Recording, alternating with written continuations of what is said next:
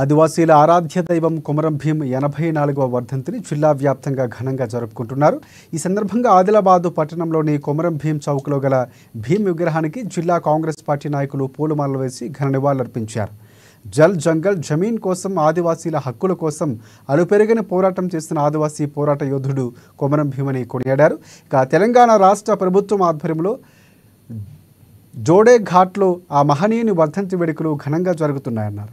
వర్ధంతి సందర్భంగా ఈ రోజు కొమరం భీం విగ్రహానికి ఆదిలాబాద్ నియోజకవర్గ కాంగ్రెస్ పార్టీ ఇన్ఛార్జ్ సోదరుడు కంది శ్రీనివాస్ రెడ్డి గారి ఆదేశానుసారంగా ఈ నియోజకవర్గంలోని కాంగ్రెస్ పార్టీ శ్రేణులందరం ఘనంగా నివాళులర్పించడం జరిగింది. అదే విధంగా మరి కొమరం భీం గారు ఈ ఆదిలాబాద్ జిల్లాకు వాస్తవులు జల్ జమీన్ పోరాటం చేసి ఆనాడు బ్రిటిష్ సామ్రాజ్యానికి వ్యతిరేకంగా పోరాటం చేసి గొప్ప మానీయులు మరి ఆనాడు వారి చేతుల్లో ఉరి తీయబడడం జరిగింది.